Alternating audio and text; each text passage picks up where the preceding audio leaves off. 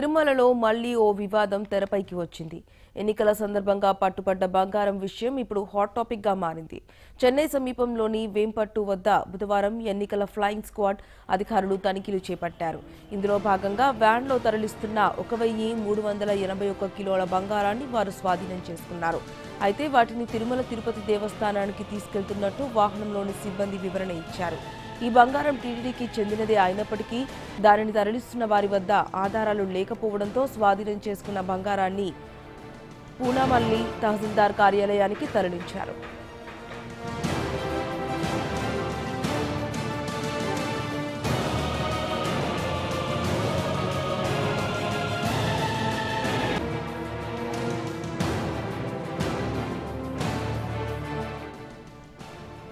అయితే పోలీసులు జప్తు చేసిన బంగారం బాధ్యత బ్యాంకుదేనని మరోవైపు టీటీడీ స్పష్టం చేసింది. పంజాబ్ నేషనల్ బ్యాంకులో డిపాజిట్ చేసిన 1,301 కిలో బంగారానికి కాల వ్యవధి పూర్తి అవుతున్నందున తిరిగి దేవస్థానం ఖజానాలో జమ చేయాల్సి ఉందని, ఇందులో భాగంగా బ్యాంక్ అధికారులు తీసుకువస్తున్నారని టీటీడీ అధికారులు తెలిపారు. ఈ విషయంలో బాధ్యత తమది కాదని స్పష్టం చేశారు.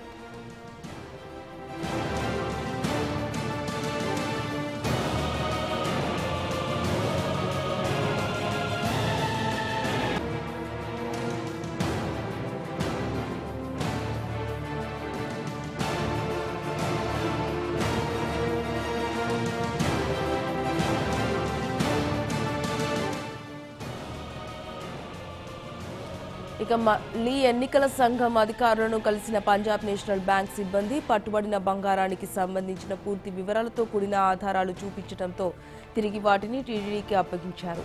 అయితే కింది స్థాయి అధికారులు అందుబాటులో లేకపోవడంతో విడుదల ఆలస్యమైందని తెలిపారు.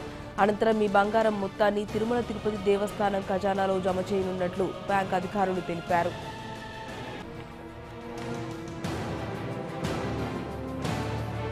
ఇక ఇదే విషయంపై కమలానంద భారతి టీటీడీ ఈవో సింగల్ పై ఆరోపణలు చేశారు. బంగారాన్ని మాయం చేయడానికి బ్యాంక్ నుండి తీసుకువచ్చారని విమర్శించారు.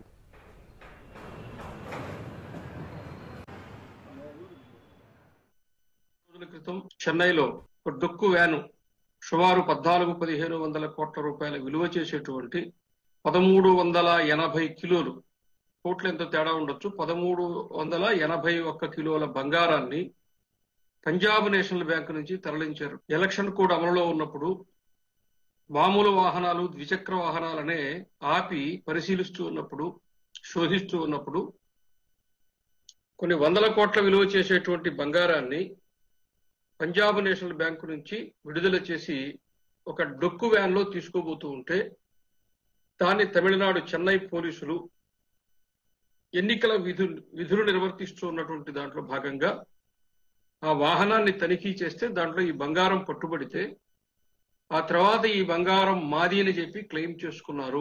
ఆ తర్వాత అప్పుడు టీటీడీ ఈఓ గారు దానికి సంబంధించిన కాగితాలు అక్కడికి పంపించారు, మావి మేము విడిపించుకొచ్చామని. ఇది చాలా పెద్ద కుంభకోణము.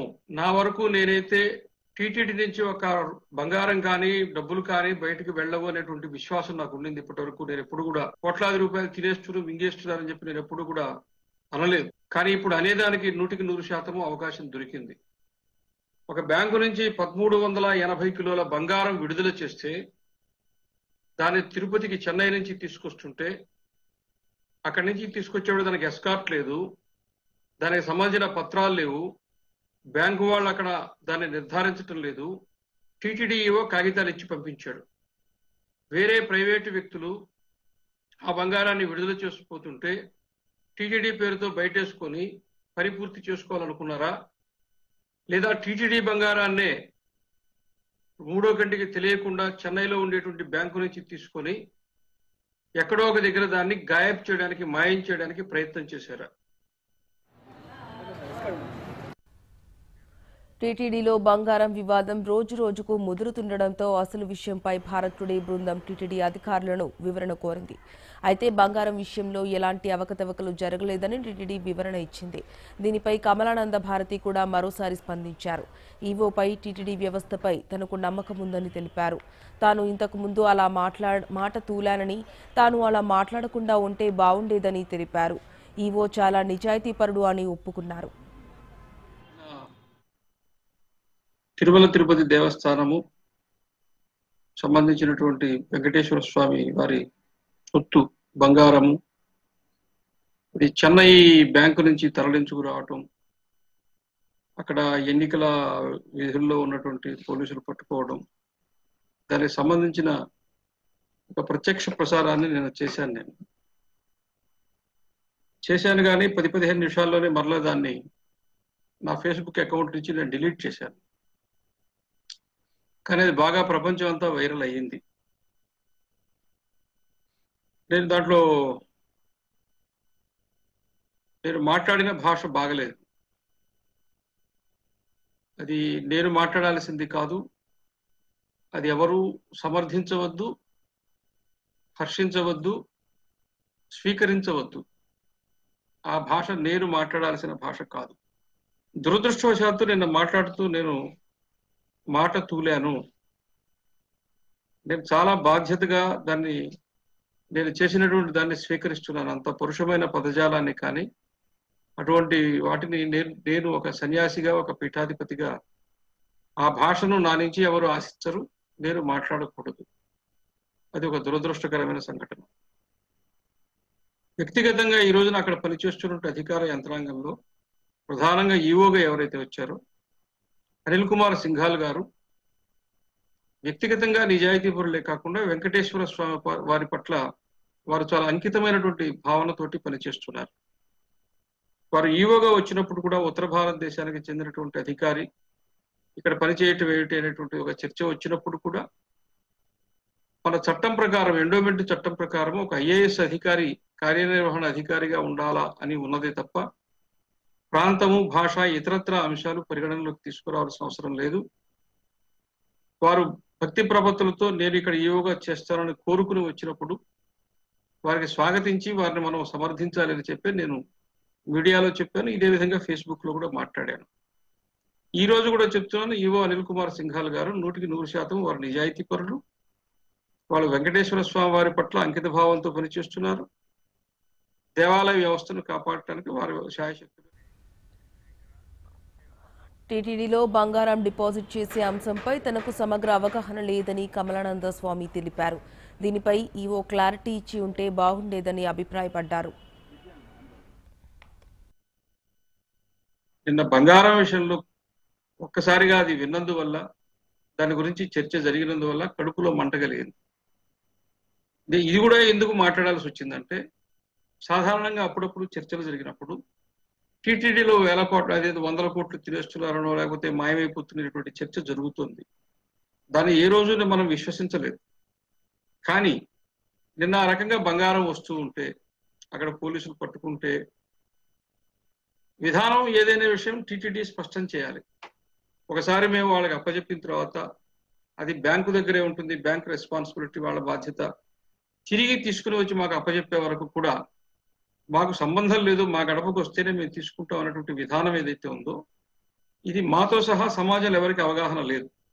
అందరం ఏమనుకుంటాం, మన డబ్బును మన టీటీడీ వాళ్ళే టీటీడీ వ్యాన్లో తీసుకుని పోయి వాళ్ళకి అప్పచెప్తారు, వాళ్ళు తిరిగి మరలా ఎప్పుడైతే తీసుకోపోమంటారో అప్పుడు టీటీడీ వాళ్ళు తీసుకొని వచ్చుకొని పెట్టుకుంటారనేటువంటి అవగాహనే ఉంది. కానీ అక్కడ నిర్వహిస్తున్నటువంటి పద్ధతి ఏదైతే ఉందో, అది టీటీడీ వాళ్ళు రకరకాల పద్ధతుల్లో వచ్చినటువంటి బంగారం నగల రూపంలో కావచ్చు, అనేక ఆభరణాలు కావచ్చు, ఉంగరాలు గాను, గడియారాలు గాను, లేకపోతే కడ్డీలు గాను, ఎట్లా రకరకాలుగా భక్తులు సమర్పించినటువంటి దాన్ని మింటికి పంపించి వాటిని కూడా ఇటుకలుగా తయారు చేయించి దాని మీద వాళ్ళు ఏదో ఒక ముద్ర వేస్తారు, దానికి సంబంధించింది ఏదో. దాని తర్వాత అక్కడి నుంచి వాళ్ళు తీసుకుని బ్యాంకు వాళ్ళు పోతారు. బ్యాంకులో దాన్ని డిపాజిట్ చేసుకున్న తర్వాత అది మెచ్యూర్ అయ్యేదాకా ఉండి, మెచ్యూర్ అయిన తర్వాత మరలా దానికి ఒక ఇంట్రెస్ట్ కలిపి దాన్ని టీటీడీకి తీసుకొచ్చి ఇస్తారు. ఇది విధానం. ఆ విధానం ఇప్పుడు తెలిసింది, నిన్నటి దాకా తెలియదు.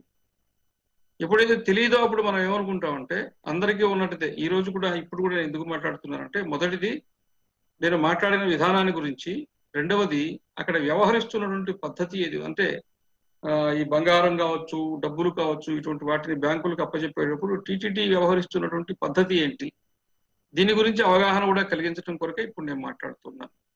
కాబట్టి టీటీడీలో ఈ పద్ధతిలో అంటే మేము అప్పచెప్పిన తర్వాత మరలా దేవాలయం వచ్చే వరకు మా బాధ్యత ఉండదు, మధ్యలో దానికి ఏదైనా ఇబ్బంది జరిగినా దానికి బాధ్యత బ్యాంకుదే తప్ప మంది కాదు అనే విషయం ఇది టీటీడీ స్పష్టం చేసి ఉంటే చాలా బాగుండేది.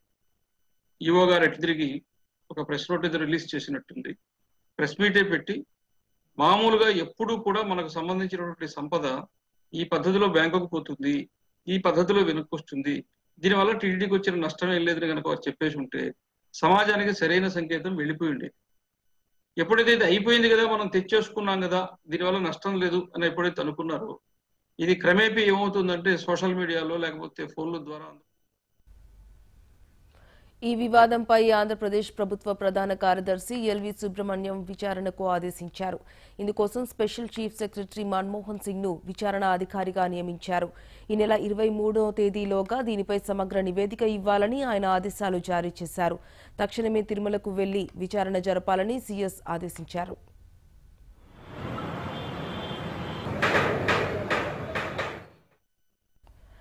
టీటీడీలో ఇలా ఏదో విషయంపై చర్చ జరగాల్సిన విషయం కూడా రచ్చగా మారడం భక్తుల్లో ఆందోళన కలిగిస్తోంది. ఏదైనా విషయంలో సందేహం వ్యక్తమైతే దానిపై క్లారిటీ ఇచ్చే ప్రత్యేక విభాగం ఉంటే బాగుంటుందని వివిధ హిందూ సంఘాలు, భక్తులు తమ అభిప్రాయాన్ని వ్యక్తం చేస్తున్నారు.